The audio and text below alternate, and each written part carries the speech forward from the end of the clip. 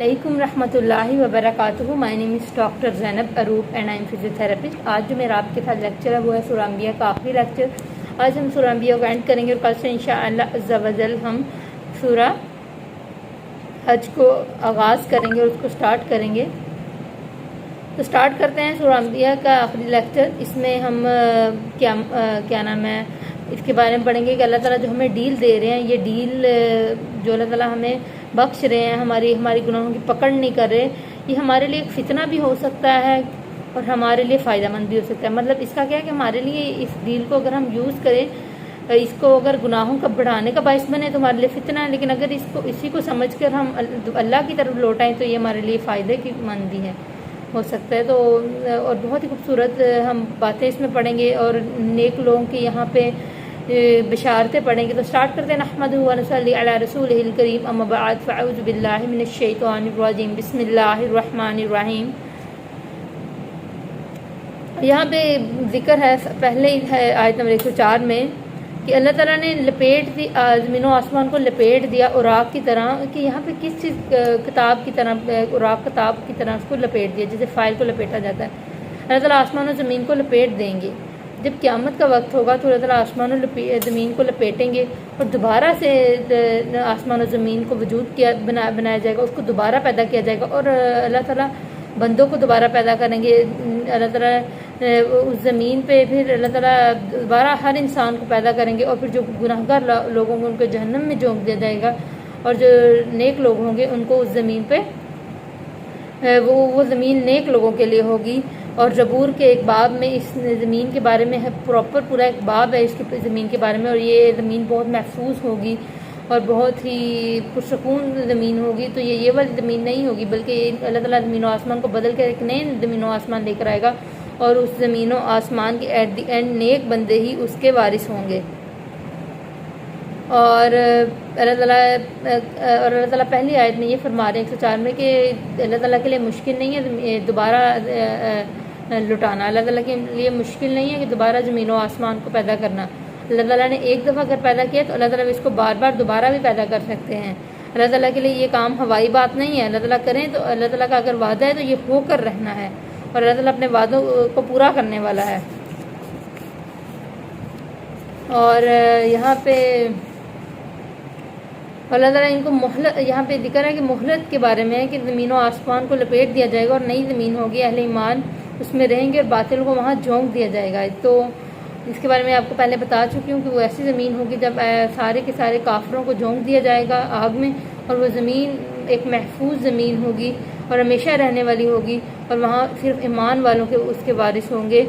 और आगे है कि अल्लाह ताला नबी अकरम सल्लल्लाहु अलैहि वसल्लम फरमाते हैं कि बेशक मैं तमाम जहानों के लिए रहमत बनाकर भेजा गया हूँ।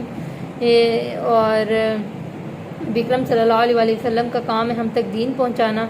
अगर ये लोग दीन का मजाक उड़ाते हैं, काफिर लोग, और दीन को नहीं समझते और दीन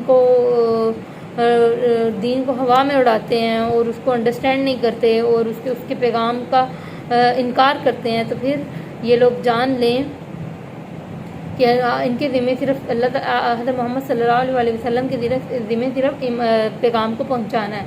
उस पैगाम को अगर ये नहीं मानेंगे तो ये खुद तबाह बर्बाद हो जाएंगे।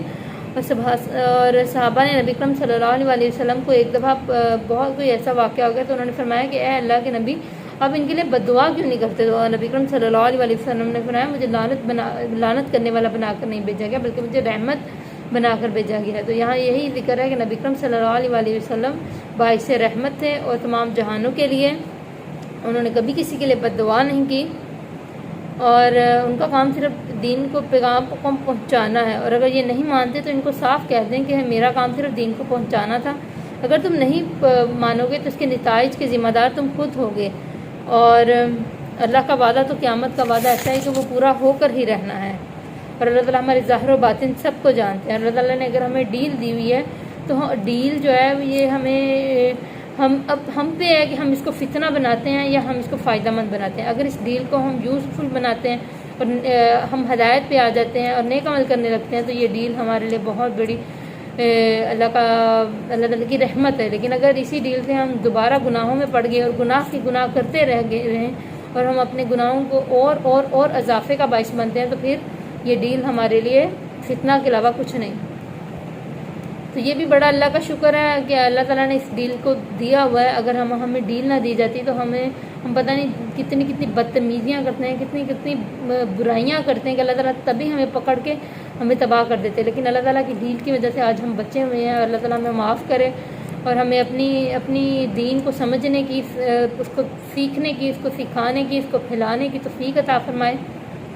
اور نبی کریم صلی اللہ علیہ وسلم نے آیت نمبر 112 میں اینڈ پہ اللہ تعالیٰ سے دعا کی ہے کہ اللہ اس کشمکش کو پورا کرنے والا تو ہی ہے، میں تجھ سے ہی مدد مانگتا ہوں، حق کا فیصلہ تو ہی کرنے والا ہے، اور میں اس چیز کا طلبگار تم سے ہی ہوں، مدد کی اصل طلبگار تیری ہی ذات ہے، اور حقیقت میں وہی مدد کہ مطلب تجھی سے مدد طلب کی جا سکتی ہے، اور تو حقیقت میں تو ہی ہے جسے تو ہی قابل ہے جسے مدد کی طلب کی جائے۔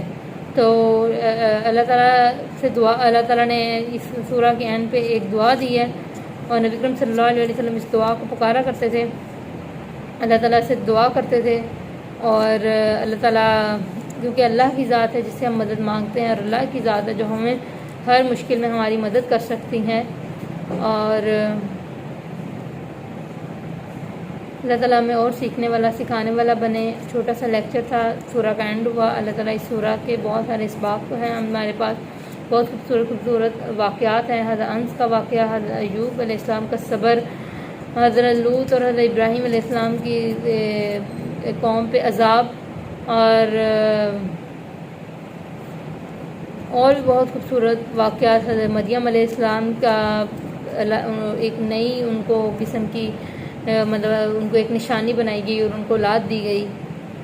تو اس کتاب میں بہت سارے انبیاء کا ذکر تھا، اور یجوج ماجوج کا ذکر، قیامت کا ذکر، قیامت کی نشانیاں، قیامت آ کے رہنے والی اور بہت ہی زیادہ قریب ہے، اور دوبارہ زمین کا بن کے جانا، دوبارہ زمین بنے گی، اور ایمان والے جو ہوں گے وہ کامیاب ہوں گے اس زمین میں، اس دن صرف نیک مال اس کے نیک لوگ وارث ہوں گے، اور یہ نیک لوگوں کے لیے بہت بڑی بشارت ہے۔